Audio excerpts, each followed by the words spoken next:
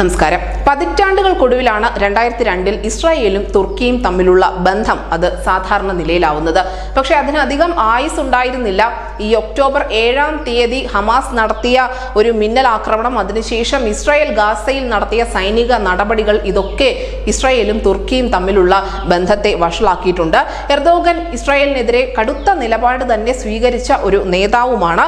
വ്യാപാര ബന്ധം ഇപ്പോഴും ഇസ്രായേലും തുർക്കിയും തമ്മിൽ തുടരുന്നുണ്ട് എങ്കിൽ പോലും ഇരു രാജ്യങ്ങളും അവരുടെ പ്രതിനിധികളെ, അവരുടെ അംബാസിഡർമാരെ തിരിച്ചു വിളിക്കുന്ന അവസ്ഥയിലേക്ക് അവിടുത്തെ നയതന്ത്ര ബന്ധം ഉലഞ്ഞിട്ടുമുണ്ട്. എന്തായാലും ഇപ്പോൾ തുർക്കിയിലുള്ള ഒരു MP ആണ് ലോക മാധ്യമങ്ങളിൽ നിറഞ്ഞു നിൽക്കുന്നത്. ഹസൻ ബിറ്റ്മസ് എന്ന MP ആണ് ഇപ്പോൾ ലോകത്തിന്റെ ശ്രദ്ധ നേടിയിരിക്കുന്നത്. കാരണം അദ്ദേഹം ഇസ്രായേലിനെതിരായ ഒരു പരാമർശം നടത്തി. അതിന് തൊട്ട് പിന്നാലെ അസംബ്ലിയിൽ കുഴഞ്ഞു വീഴുകയായിരുന്നു.